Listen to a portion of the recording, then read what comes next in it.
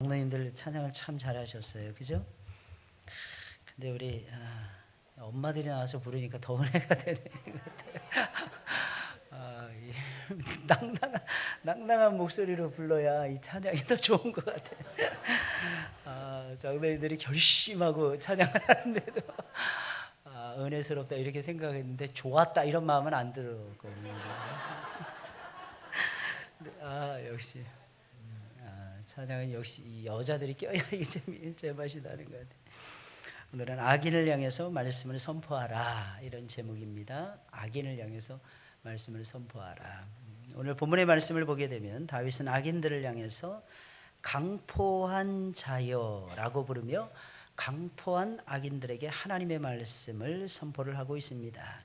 이 강포한 자라고 하는 이 말은 히브리어로 깃보르라고 하는 단어입니다. 깃보르라고 하는 단어인데 이 말은 용맹 있는, 능력 있는 이런 뜻으로서 용맹스러운 전사를 가리키는 말이었습니다.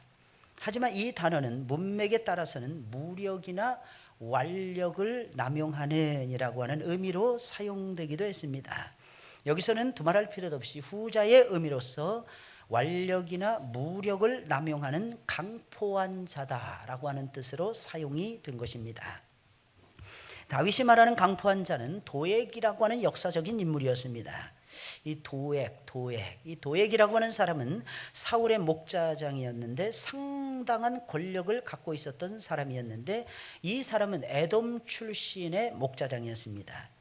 이 사람의 간악한 말로 인해서 제사장들이 무려 85명이나 한날 한시에 도륙을 당하는 참극이 벌어졌습니다.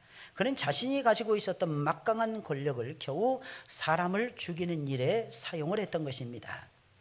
다윗은 사울을 피해서 도망을 칠 때 높당에 있었던 대제사장 아히멜렉에게로 도망을 쳤습니다.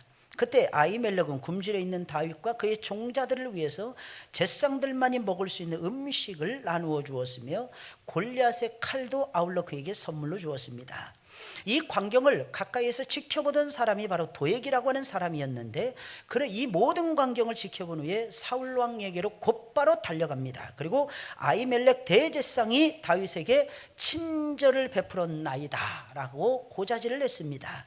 그는 마치 아히멜렉이 다윗의 편이라도 된 것처럼 꾸며서 마치 아히멜렉이 다윗의 종이라도 된 것처럼 아히멜렉을 사울 왕에게 고발을 했던 것입니다.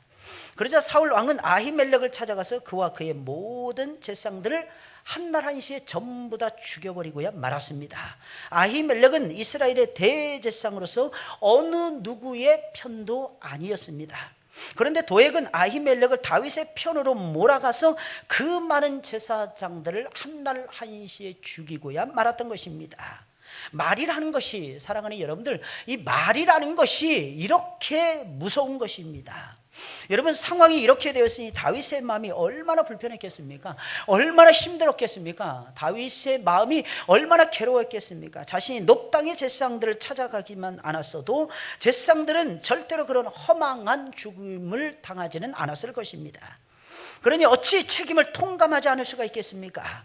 게다가 다윗은 양심이 살아있는 하나님의 종이었습니다. 그러니 더더욱이나 제사장들의 비참한 죽음에 대하여 책임을 느끼지 않을 수가 없었을 것입니다. 그러나 설령 그것이 사실이라 할지라도 다윗은 그렇게 자신만을 탓하면서 낙심에 빠져 있는 사람은 아니었음을 저와 여러분들이 아셔야 될 것입니다. 오히려 다윗은 그 자리에서 벌떡 일어나서 도액을 악인으로 규정을 해버립니다. 그리고 그의 잘못을 강하게 질타를 하며 악인인 도액을 향해서 하나님의 위대하신 말씀을 선포를 합니다. 여러분, 이것이 하나님의 종의 진정한 모습이라고 저는 생각이 되어집니다. 어떤 때는 마음이 아플 때가 있죠. 어떤 때는 이게 내 책임이다 라는 생각이 들 때가 분명히 있을 것입니다. 내가 왜 그런 바보짓을 했지? 어쩔 수 없이 하나님의 일을 도모하다 보면은 내가 원하지 않는 일들이 내 주변에서 분명히 일어날 수도 있다고 하는 사실입니다. 그리고 아무리 바라봐도 그것은 내 책임으로 느껴지지 않을 수가 없는 이런 상황에 저와 여러분, 이런 딜레마에 저와 여러분들이 이런 사면초가에 빠져버릴 때가 분명히 있을 것입니다. 사랑하는 여러분들, 그때도 여러분들 명심하시길 바랍니다. 우리는 하나님의 종들이에요. 하나님의 종은 말씀의 귀를 기울여야 됩니다. 그리고 하나님의 말씀을 붙들고 하나님의 말씀을 외쳐야만 된다는 것입니다. 사랑하는 여러분들, 믿으시길 예수님의 이름으로 축원을 드립니다. 이게 하나님의 종의 진정한 모습이 아닐까요? 말씀을 전할 수 있는 찬스가 아름답게 주어졌을 때만 하나님의 말씀을 증거하지 마시고 말입니다. 제가 아주 존경하는 존 메가더 목사님이라는 분이 계십니다. 이분은 40년 성직을 감당해내고 은퇴하셨어요. 최근에. 개혁주의 신앙에 미국에 있어서 가장 선봉장 역할을 했던 분이 존 메가더 목사님이십니다. 근데 이 목사님은 그 전에 한 10년 전부터 설교를 하기 시작을 했답니다. 그러니까 어디서부터 설교를 했느냐? 길거리 다니면서 설교를 시작했다는 겁니다. 길거리 돌아다니면서 하나님 말씀 외치는데 처음에는 그게 숙제로 내줬대요. 어느 교수님이. 그래서 하나님 말씀을 외치고 거기에 대한 느낌을 쌓으라는 것이었습니다. 근데 너무너무 힘들대랍니다. 그래서 말씀을 막 증거하려고 사람들 앞에 이렇게 거리에서 딱 쓰니까 사람들이 막 수근수근대고 이 사람 저 사람 막 말을 하고 도무지 하나님 말씀을 증거할 수가 없었더랍니다. 너무너무 낙심이 되어졌대요. 그래도 교수님의 숙제가 있으니까 또 다시 다른 것을 찾아가지고 거리를 헤매다가 어떤 사람을 만나서 복음을 증거했는데 이 사람이 그렇게 반응이 뜨겁더랍니다. 그래서 존 메가더 목사님이 난생 처음으로 야, 이렇게 내 말이 이렇게 힘이 있구나 하는 것을 느꼈다고 합니다. 여러분, 예수 믿는지 안 믿는지 그것도 몰랐대요. 근데 그 사람이 자기 말을 경청하는 이 모습을 바라보면서 존 메가더 목사님이 엄청난 위로와 힘을 얻었다는 거 아니겠습니까? 여러분, 하나님은 참 놀라우신 하나님이십니다. 하나님은 우리에게 어려움을 주십니다. 그러나 꼭 기억을 하시기 바랍니다. 그 책임이 내 책임이라고 하나님께서 때로는 몰아붙이실 때도 있다고 하는 사실입니다. 그러나 그때도 사랑하는 여러분들, 우리는 하나님의 아들, 딸들이라는 것을 명심하셔야 돼요. 어떤 부모가 자식이 못되는 것을 바라겠습니까? 오전에도 제가 말씀을 드렸잖아요. 우리가 막 잘못을 합니다. 그러면 하나님께서 그냥 우리를 잊어버리십니까? 우리가 그 다음에 하나님의 도움을 요청하면 하나님께서 야, 내가 삐졌어. 너 지금까지 10년 넘게 내 안에서 예배드리면서 술 엉터리로 예배드렸잖아. 그러니까 내가 너를 모른 채 할 거야. 하나님 그러신다 그랬어요. 하나님 절대로 그러시는 분이 아니십니다. 내가 너를 사랑한단다. 내가 너를 너무너무 사랑한단다. 내가 만약에 그랬다 할지라도 나는 다시 너를 품어주며 내가 너에게 다시 내 사랑을 알려줄 것이니라. 이게 하나님 아버지 위대하신 사랑이 아니겠습니까? 이것을 우리가 놓쳐버릴 때가 너무 많아요. 다윗은 그 자리에서 벌떡 일어나서 도액이라고 하는 인물을 악인으로 규정을 해버립니다. 그리고 그의 잘못을 강하게 질타를 하면서 악인인 도액을 향해서 하나님의 말씀을 선포를 했습니다. 다윗이라고 하는 사람은 상황에 따라서 변질되는 인물이 아니었더라는 얘기예요. 왜? 정금같이 나온 하나님의 종이니까. 정금, 금은요, 뭐 어디에 빠져있든지 여러분 생각해 보세요. 금이 남자 화장실에 변기통에 있다고 하면 그것이 만약에 한 달란트 정도 수준이 된다면 한 달란트라면 34.5kg입니다. 이거 너무 무거우니까 목사님 내가 운반 못하겠습니다. 당신 가지세요. 그런데 가지세요. 안 됩니다. 이건 더러워서 내가 못 가지겠습니다. 이럴 사람이 있겠어요, 없겠어요? 이쪽에서만 대답을 하지 맨날? 이쪽에만 성령께서 그분이 오셨나? 나머지는 그분이 안 오시나 도대체? 여러분 어떠십니까? 여러분들 지저분해요? 더럽습니다. 그래도 금은 금인 거예요. 하나님은 우리를 사랑해서 정금같이 만드십니다. 그러니 얼마나 우리가 소중한 존재라는 거 이해하시겠죠? 맨날 시궁창에 내가 시궁창에 뒹굴고 있어요, 목사님. 그래도 금은 금인 거야. 누가 봐도 탐내는 금이야. 근데 누가 제일 많이 탐내시는 거예요? 하나님이 탐내시는 거예요. 하나님께서.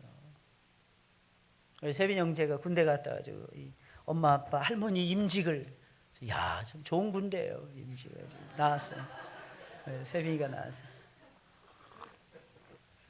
처음에 휴가 나왔을 때는 말씀에 두 눈 똑바로 뜨고 얼마나 은혜를 받는지 막 눈물. 이번에는 오전에도 졸더니 오후에도 그냥 말했잖아요. 근데 슬슬 군대가 체질이 되는 거예요. 그래서 살만 났나? 이렇게 생각해. 살만 났나? 아, 여기도 사람 사는 곳이었는데 내가 쓸데없이 긴장했구나. 이렇게 생각하는. 참, 이 상황에 따라서 변하면 안 되는데 우리가. 이 다윗은 상황에 어떤 상황에서도 잊지 않은 거예요. 아, 나는 하나님의 종이다. 하나님 말씀을 맡은 종이라는 거예요. 게다가 다윗은 이렇게 생각할 수 있어요. 내가 선지자 아니라는 거예요. 선지자. 난 선지자도 아니잖아. 이렇게 치부해버릴 수가 있잖아요. 근데 다윗은 그렇게 생각하지 않습니다. 하나님의 부름을 받은 모든 사람은 하나님의 종이요 하나님의 말씀을 맡은 하나님의 동역자라고 의식을 하고 있었더라는 것입니다. 구약이에요. 구약이에요. 지금으로부터 3000년 전의 말씀이라는 거예요. 3000년 전에. 이 얼마나 놀라운 축복입니까? 이 얼마나 놀라운 은혜예요. 다윗은 그렇게 살아있는 하나님의 종이었더라는 것입니다. 그럼 다윗 왕은 악인인 도액을 향해서 하나님의 말씀을 힘있게 선포했는데 그는 악인을 향해서 어떤 말씀을 선포했습니까? 첫째로 다윗은 악인을 향해서 내가 어찌하여 악한 계획을 스스로 자랑하느냐 이렇게 말씀을 선포했습니다. 오늘 1절에 있는 말씀입니다. 강포한 자여 내가 어찌하여 악한 계획을 스스로 자랑하는고 하나님의 인자하심은 항상 있도다라고 말씀하고 있습니다. 도액은 자신이 직접 악한 계획을 세우고 그것을 직접 실행에 옮기는 악인 중에 최고의 악인이었습니다. 여러분 어떤 사람이 악인이라고 여러분들 생각을 하십니까? 악인은 다른 데 있지 않아요. 악인은 먼 데 있지 않습니다. 악한 계획을 세우는 사람이 악인들이라는 것입니다. 악한 계획을 세우는 사람이 악인인 거예요. 또한 그것을 실행에 옮기는 사람이 악인인 것입니다. 누가 가르쳐 주지도 않았어요. 참 희한합니다. 나쁜 거는요 누가 안 가르쳐 줘도 너무너무 잘해. 좋은 것은 해라 막 일어나라 깨라 막 열심히 해야 된다. 아무리 가르쳐 줘도 좋은 것은 잊어버리더라는 것입니다. 그런데 신기한 것은요 나쁜 것은 나쁜 짓은요 가르쳐 주지 않아도 너무너무 잘하더라는 것입니다. 할렐루야. 좀 그렇게 좀 우리가 선한 것을 배우면 얼마나 좋을까. 얼마나 좋을까. 얼마나 좋을까. 그가 세운 악한 계획은 사람을 살리는 계획이 아니라 사람을 죽이는 계획이었습니다. 그는 누구에게도 배우지 않았는데도 자기 스스로 사람을 죽이는 악한 계획을 세웠던 것이며 그것을 자신이 직접 실행에 옮겼던 것입니다. 그리고 더 나아가서는 참 놀랐습니다. 더 나아가서는 자신이 세운 악한 계획을 자랑하며 떠들며 돌아다니기까지 했더라는 것입니다. 떠들며 돌아다니기까지 했더라는 것입니다. 도액은 사람을 궁지로 몰아가서 죽이는 악한 계획을 세워놓고도 그것을 조금 더 부끄럽게 여기지 않았을 뿐만 아니라 양심의 가책조차도 받지 않고 있었더라는 것입니다. 오히려 그것을 자랑스럽게 여기며 자랑하면서 돌아다니고 있었던 것입니다. 그러나 그가 죽이려고 하는 사람들은 하나님의 종으로 부름을 받은 하나님의 사람들이었습니다. 이것을 도액은 간과하고 있었다는 것입니다. 그들은 도액을 포함한 모든 이스라엘 백성들을 위해서 밤낮으로 기도하는 사람들이었습니다. 이게 누구예요? 대제사장을 비롯한 모든 제사장들의 역할 아니겠습니까? 그들이 없으면 이스라엘 백성들은 죄사함의 은총을 받을 수조차 없었더라는 것입니다. 그런데도 불구하고 도액은 그런 귀중한 인물들을 조금 더 귀하게 여기지 않았을 뿐만 아니라 너무나도 하찮은 사람들로 생각해서 85명이나 되는 사람들을 한날 한시에 도륙을 내는 일에 앞장을 서고 있었다고 하는 것입니다. 도액은 자신을 위해서 기도해주는 귀한 사람들의 생명을 아무것도 아닌 것으로 취급을 했더라는 것입니다. 이건 악인이죠. 이건 악인이죠. 우리 한번 따라서 해볼까요? 목사님, 두 말하면 잔소리죠. 무슨 말인지 모르시는 분들 계시죠? 서서히 여름이 가까워지고 있습니다. 서서히. 제가 아주 싫어하는 계절 여름. 저는 차라리 겨울이 훨씬 더 좋아요. 겨울이. 일단 겨울에는요 조는 사람들이 현저하게 줄어든다는 거예요. 겨울이 그렇게 좋아요. 두 번째, 겨울은 땀을 흘리지 않아도 된다. 여름만 됐다면 땀이 많이 흘려요. 여름만 아침에도 1부 예배 드리고 땀 흘렸죠. 옷 갈아입었죠. 2부 예배 드리고 3부 예배 드리고 옷 갈아입었죠. 계속 갈아입는 거예요. 계속. 여름에 계속 이제 한국이 봄이 없어진 것 같아요. 우리나라가. 그래서 사람의 마음도 깜짝 놀랐어요. 제가 서양 사람들 보면 특히 서구에서 온 사람들 보면 마음이 아침에 다르고 점심에 다르고 저녁이 다릅니다. 그래서 일기예보라 그랬어요. 그 나라 사람들 이렇게 접해 보면은요, 웃었다, 울었다, 막 계속 그걸 몇 번이나 반복하는지 모릅니다.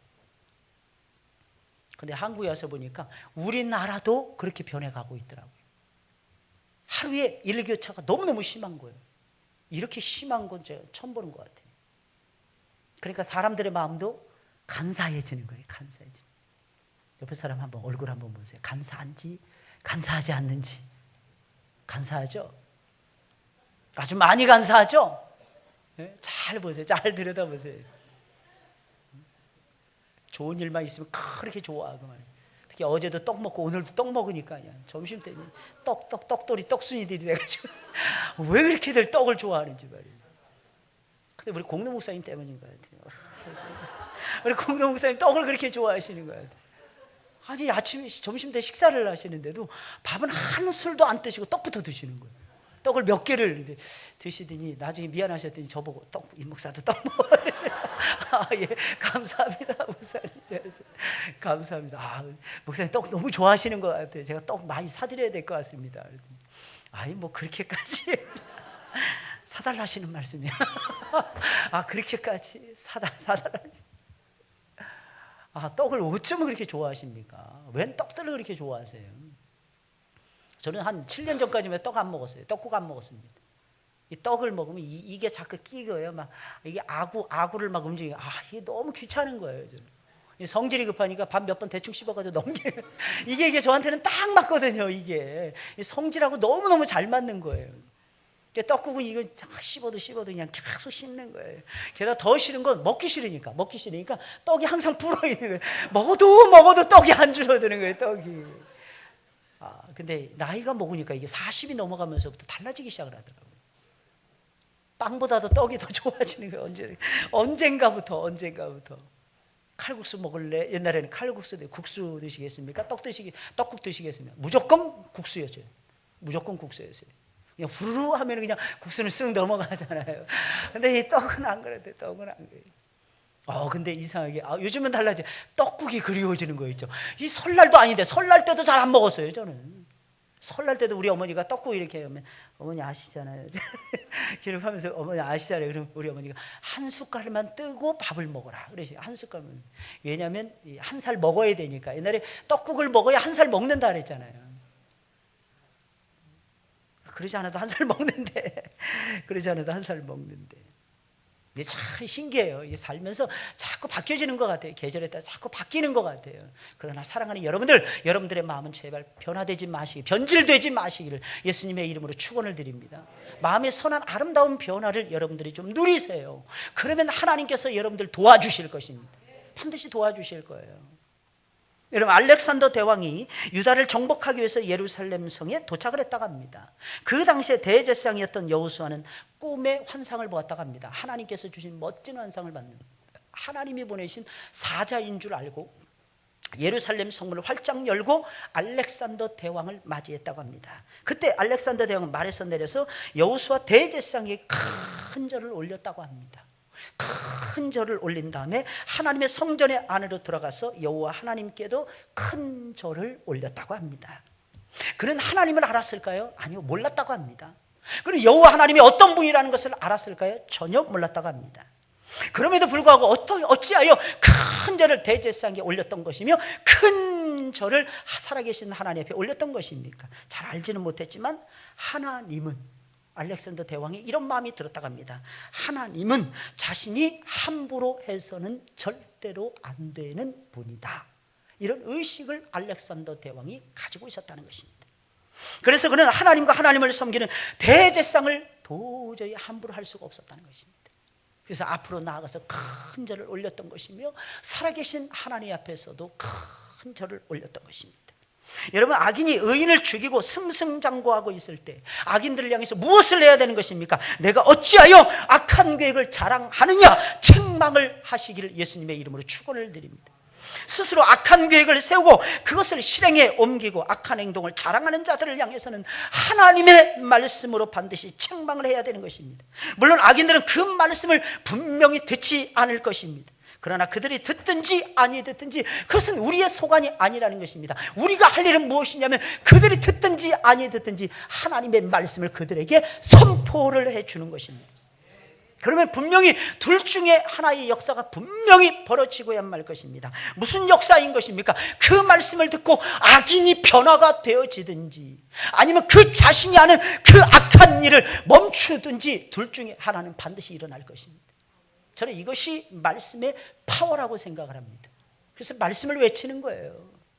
믿는 사람이 있든지 간에 안 믿는 사람이 있든지 간에 사랑하는 여러분들, 제발 두려워하지 마시고 내가 어찌하여 악한 계획을 도모하느냐라고 하면서 책망하시기를 예수님의 이름으로 축원을 드립니다.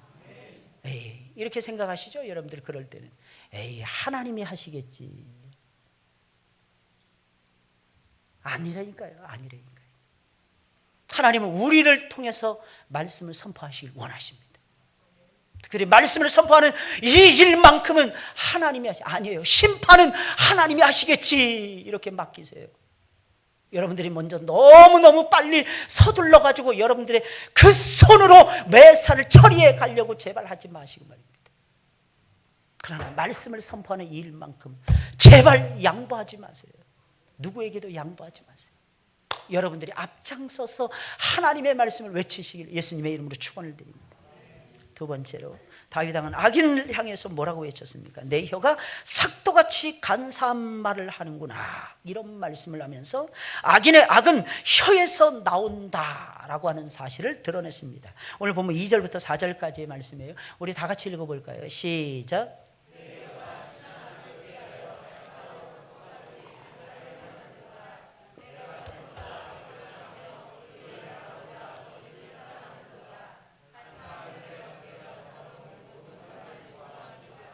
아멘. 여러분, 악인의 특징이 있습니다. 악인의 특징이 뭘까요? 여러분, 악인들은 특징이 있어요. 악인들의 특징. 모든 사람들은 전부 다 특성을 가지고 있습니다. 근데 특히 악인들의 특징이 있어요. 그것이 무엇입니까? 악인들은 모든 것을 다 입으로만 한다는 것입니다. 좀 심하게 표현할까요? 모든 걸 주둥아리로 다 하는 거예요. 이게 악인들의 특징입니다.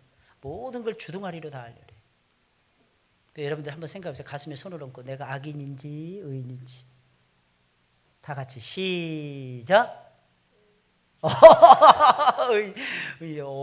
누가 그렇게 담대하게 자, 의인인지 악인지 다시 한번 외쳐보세요. 시작. 예, 참 우리 성도들은 참 목사를 닮아서 교만합니다. 그 대답 나올 줄 알았어요. 우리 의인이다. 제가 요구하는 대답은 의인이 아니고 악인이었습니다. 악인. 우리가 악인이죠. 하나님 앞에 한번 생각을 해보세요. 여러분, 악인의 특징은 입으로 모든 것을 다 한다는 것입니다. 그 점에서는 도액 역시 마찬가지였어요. 그는 간사한 혀를 놀리며 아히멜렉과 85명의 제사장들을 궁지로 몰아갔습니다. 그래서 하나님께서는 사람의 입으로 들어가서 뒤로 나오는 것이 더러운 것이 아니라 사람의 입에서 나오는 것이 더럽다고 말씀을 하신 것입니다. 여러분, 입이라는 것은 하나님을 찬미하고 하나님이 귀하게 여기는 사람들을 세워주라고 하나님이 주신 도구인 것입니다. 이상하게 그런데 사람들은 그 소중한 입을 하나님을 멸시하고 사람들을 폄하하는데 사용할 때가 훨씬 더 많습니다. 바로 그 대표적인 사람이 누구입니까? 도액이라고 하는 에돔 출신의 이 사람이었습니다. 그래서 다윗은 그런 도액을 향해서 내 혀가 삭도같이 간사한 말을 하는구나 말씀을 선포할 수밖에 없었던 것입니다. 그놈의 입만 아니었습니다. 그 많은 제사장들이 죽지 않았을 텐데 그놈의 입 때문에 수많은 대제사장들이 일찍 억울한 죽임을 당했기에 그 입이 삭도와 같다라고 묘사하고 있는 것입니다. 삭도와 같다, 이게 뭐예요? 삭도가 뭐예요? 날카로운 면도날과 같다라는 것입니다. 면도날. 도액의 혀는 면도날처럼 날카로워서 한꺼번에 수십 명의 대제사장들의 제사장들의 목숨을 상하게 하고야 말았던 것입니다. 다윗은 악인이 의인을 죽이고 좋아하고 있을 때 그 악인을 향해서 내 혀가 삭도 같다라고 외쳤던 사람이었습니다. 도액의 가장 큰 문제는 혀로 사람을 해치는 일이었기에 그의 혓바닥을 책망하지 않을 수가 없었던 것입니다. 여러분, 꼭 명심하세요. 그 잘못하는 거 그거를 얘기를 하세요. 그거를. 딱 보니까 당신은 인격이 황이야. 믿음이 바닥이야. 그럴 때 많죠. 믿음이 없어. 저도 그래. 주로 목사님들이 주로 많이 그러더라고. 가만 들어보면. 왜? 늘 성도들을 바라보니까 목사는 성도를 전공을 하고 성도는 목사를 전공하니까. 저 목사님 은혜가 안 돼. 그죠? 그냥 끝나는 거야. 저 주의 종이 아닌 거 아니야 혹시? 저 기름 부음 어디서 받으신 거야? 족보를 캐봐야 돼. 뒷조사. 실제로 뒷조사 하시는 분들도 계시더라고. 이야, 그래서는 안 돼. 그래서는 안 됩니다. 근데 이상하게 그렇게 되기가 십상 아닙니까? 네, 여러분 꼭 기억하세요. 전체를 뭉뚱거리로 이렇게 뭉뚱거려서 판단하지 마세요. 그거는 죄를 범할 확률이 매우 높습니다. 잘못한 것만 얘기하세요. 그 상황만 이야기를 하세요. 그 상황만. 그거 봤지? 옛날에도 그랬어. 이러지 마세요. 옛날에도.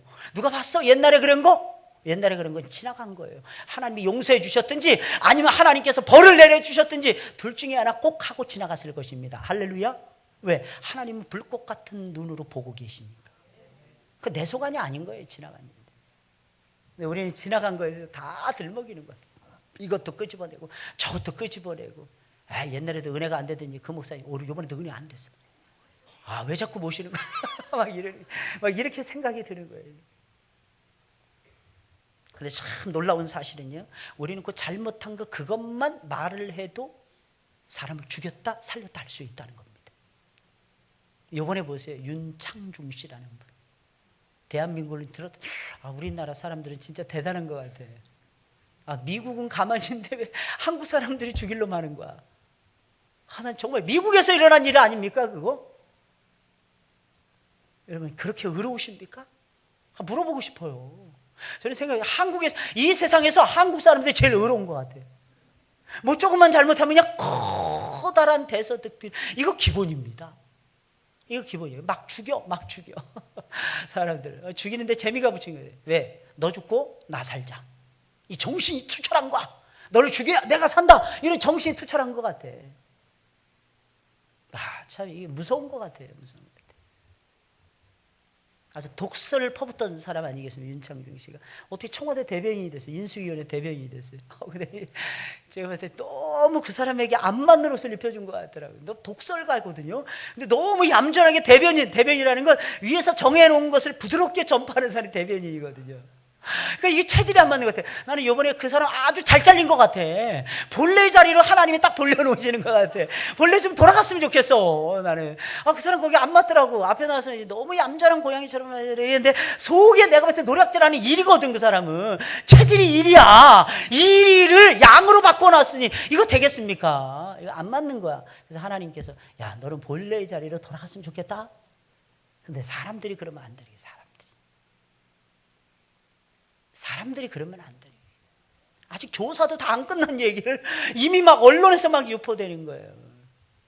미안합니다. 혹시 여러분들 가족 중에 우리 교회 성도들이 기자가 없는 것 같아요. 감사해요, 진짜.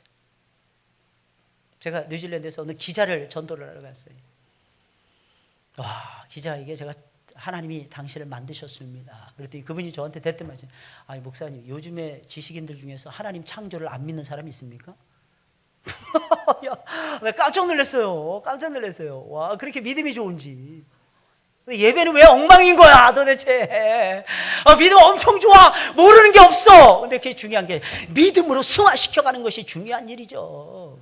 알면 뭐합니까? 그게 내 믿음과 내 삶을 떠받드는 기둥 노릇을 해줘야지. 내 믿음을 실추시키고 내 삶을 엉망진창으로 만든다면 그 지식은 허공에 치는 지식이죠. 소용없는 지식이죠. 참 답답해요. 진짜 답답해요. 근데 진짜들은요 안 그렇더라고. 진짜들은 제가 많이 겪어봤어요. 진짜들은 절대로 교만하지 않습니다.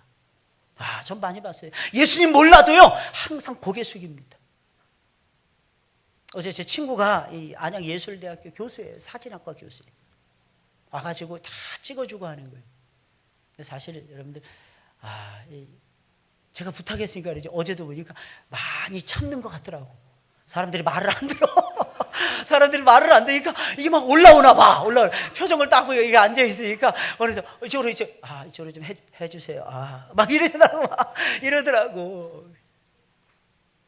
근데 끝까지 목사님 이거 이렇게 합시다. 이렇게 해주세요. 막 내가 이렇게 최대한 이렇게 해드릴게요.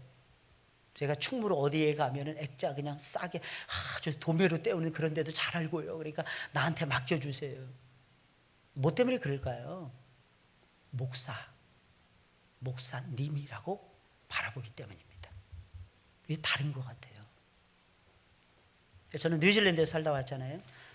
저한테 항상 뭐 직장을 들어간다든지 아니면 어디에 취업을 한다든지 학교를 다니든지 저한테 늘 찾아옵니다. 성도님들이. 목사님 추천서 좀 써주세요. 근데 신기한 건요, 제가 추천서를 써주잖아요. 거의 90% 이상 채용이 됩니다.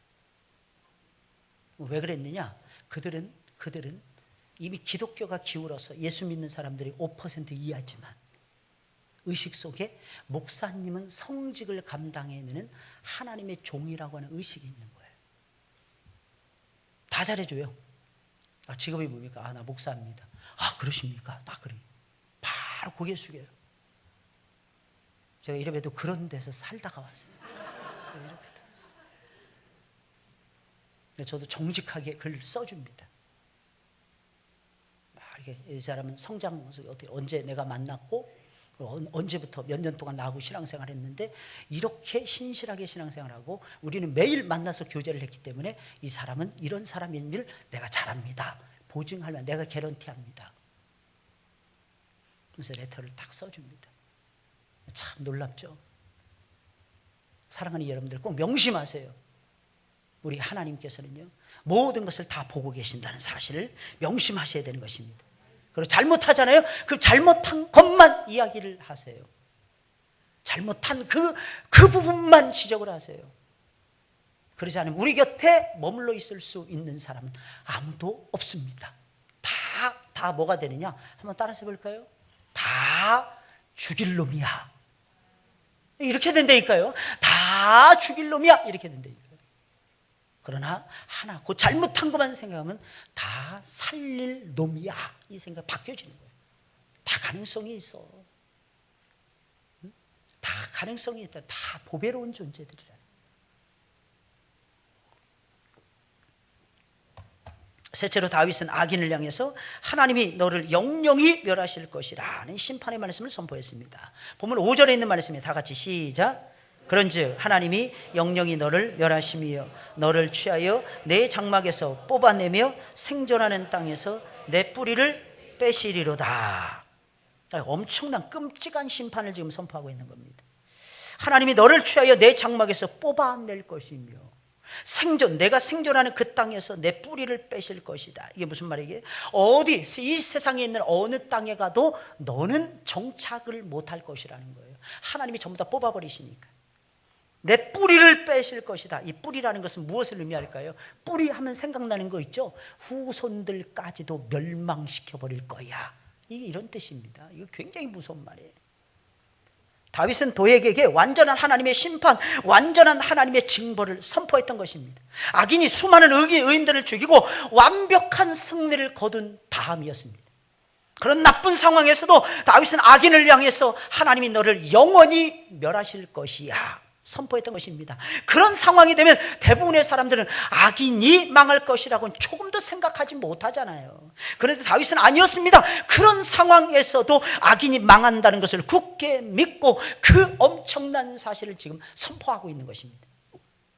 악인이 잘 되고 의인이 안 되는 상황에서도 다윗은 믿고 있었던 것이 있었습니다. 무엇입니까? 악인은 필멸한다고 하는 사상이었어요.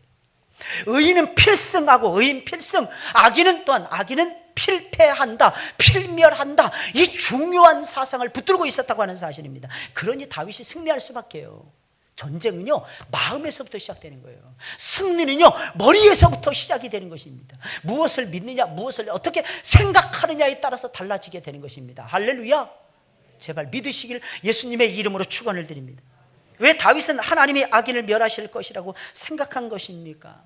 다윗은 분명히 이렇게 말을 했잖아요. 도에게 그 혓바닥만 멸해지게 해달라, 그 혀만 잘못했다고 말을 했잖아요. 그런데 어찌하여 하나님께서 그를 영원 무궁토록 멸하실 것이라고 하는 엄청나게 끔찍한 심판의 말씀을 선포했던 것입니까? 의인은 하나님을 힘으로 삼지 않았을 뿐만 아니라 힘으로 삼지 않았다. 재물의 풍부함을 의지하여 악으로 자신들을 세워가고 있었기 때문이라는 것입니다. 본문 6절 7절에 있는 말씀입니다. 의인이 보고 두려워하며 또 저를 비웃어 말하기를 이 사람은 하나님으로 자기 힘을 삼지 아니하고 오직 그 재물의 풍부함을 의지하며 제 악으로 스스로 든든케 하던 자라. 재물이라는 것은 언젠가는 전부 다 없어질 것들입니다. 악인들은 그것을 의지하고 있었어요. 그들은 재물과 함께 그래서 망할 수밖에 없었던 것입니다. 그러니 어찌 의인이 망한다고 악인이 망한다고 생각하지 않을 수가 있었겠습니까? 그래서 다윗은 하나님이 악인은 영원히 멸하실 거야 이렇게 확신을 가지고 이 말씀을 선포하고 있었던 것입니다. 물론 의인은 다릅니다. 의인은 하나님의 집에 있는 푸른 감람나무 들이기에 하나님의 인자하심을 의지하며 하나님만을 의지하게 됩니다. 오늘 본문 8절 9절에 있는 말씀이에요. 다 같이 큰 목소리로 읽겠습니다. 시작.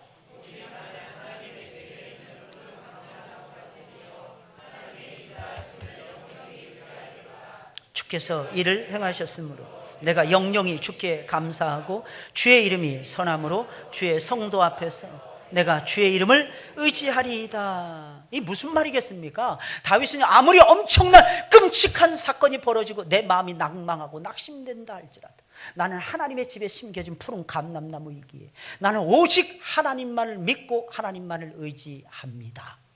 이 고백이에요. 이 고백이에요. 다르죠, 여러분들? 정말 다르지 않습니까? 안 되는 상황에서도 다윗은 하나님을 믿었던 것입니다. 망하는 상황에서도 다윗은 하나님을 철저하게 의지하고 있었다는 것입니다. 잘 될 때는 누가 하나님을 할렐루야 찬양하면서 높여드리지 않을 수가 있겠습니까? 문제는 안 될 때라는 것입니다. 안 될 때 하나님을 붙드시는 여러분들이 되시길 예수님의 이름으로 축원을 드립니다. 의인은 자기가 원하는 대로 일이 되지 않더라도 하나님을 찾습니다. 그러니 나중에는 의인이 무조건 잘 될 수밖에 없는 것이 아니겠습니까? 왜 그럴까요? 하나님은 절대로 망하지 않으니까요. 하나님 의지했던 이유가 무엇인 줄 아십니까? 하나님이 망했다는 소리를 한 번도 다윗은 들어본 적이 없었으니까. 만약에 하나님이 망한다면 하나님이 아닌 거죠. 하나님이 아닌 거죠. 여호와 하나님이 아니라 바알을 찾든지 아세라를 찾든지 해야 될 것입니다. 그러나 하나님은 절대로 망하지 않습니다. 다윗은 그것을 알았어요. 그러니까 하나님을 의지했던 거예요. 나는 하나님의 집에 심겨져 있는 푸른 감람나무야. 푸른 감람나무. 그러니 내가 어찌 그 작은 재물을 의지할 수가 있겠어. 그 재물이 없어져도 조금도 요동을 치지 않았던 거예요. 오히려 그 재물을 생기는 족족 그래서 다윗은 하나님의 성전에 다 바칠 수가 있었습니다. 여러분 다윗이 죽었습니다. 솔로몬이 죽었습니다. 500년의 세월이 지나갔습니다. 망하기 전까지.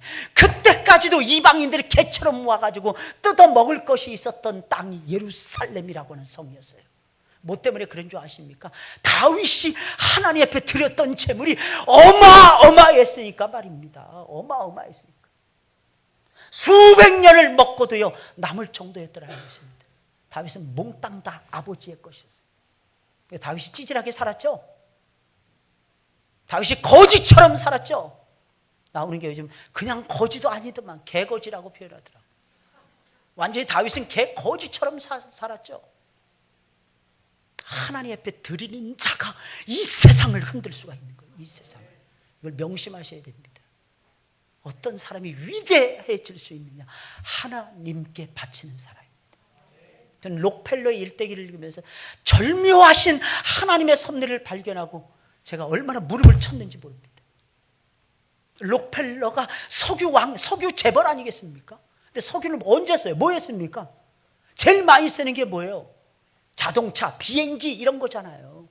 록펠러가 석유를 발견을 하고 석유를 팔아 제끼고 있을 때에 하나님께서는 헨리 포드라고 하는 사람을 통해서 자동차를 개발하게 만듭니다. 이건 하나님의 섭리예요. 하나님의 섭리. 정지 기관차만 가지고 안 되든. 소모되는 게 한정이 제한이 되어 있잖아요. 자동차는 제한이 없어요. 앞으로도 영원 무궁히 자동차는 영원할 것입니다. 자동차 관련 업계에서 일하는 사람들은 절대로 밥굶어 죽지 않을 것입니다. 배도 마찬가지예요. 배 만드는 기술만 제대로 가져보세요. 인간의 욕망은 끝이 없습니다. 비행기 만들어 항공기술 익혀보세요. 앞으로 우주시대가 열린다고 하니까 말이에요. 별나라 달나라 막 돌아다녀야 되니까 말입니다. 근데 이 모든 것을 작품을 만드시는 분은 하나님이십니다. 하나님이시라. 이 모든 것을 주장해 가시는 분이 하나님이십니다. 안 되는 사람들은 뒤로 넘어져 코가 깨지잖아요. 우리는 뒤로 넘어져 스폰지처럼 쫙 가라앉았다가 오뚜기처럼 일어납니다. 이게 무슨 섭리, 무슨 조화일까요? 무슨 조화일까요? 넘어져도 폭신폭신한 데만 넘어지게끔. 아멘 하신 분들만 받으시기 바랍니다. 이 찬스, 중요한 찬스를 그냥 놓치지 않으시고. 주변에 있는 악인들이, 사랑하는 여러분들, 배가 아플 정도로 잘 되고 있습니까? 그때 악인들은 저렇게 잘 되는데 왜 우리 의인들은 안 되는 거야? 탄식하며 제발 기죽지 마세요. 성도는 기죽으면 안 됩니다. 기죽으면, 부러워하면 일단 치는 거야. 부러워하고 기죽으면 일단 치는 거야. 그때도 고집스럽게 나가는 거예요. 나를 향하신 하나님의 뜻이 있어. 하나님의 뜻이 있어. 꼭 이 점을 믿으세요. 이 점. 사업이 안 됩니다. 이 사업을 향한 하나님의 계획이 있어. 기다려봐. 맨날 질질 짜고 찔찔이처럼 살지 마시고 말입니다. 맨날 울고 찔찔이처럼. 그때도 악인들을 향해서 하나님의 말씀을 선포하세요. 내가 어찌하여 악한 계획을 자랑하느냐. 내 혀가 삭도같이 간사한 말을 내뱉는구나. 하나님이 너희를 영영히 멸하실 거야. 이런 믿음을 가지시고 여러분들 승리하시길 예수님의 이름으로 축원을 드립니다.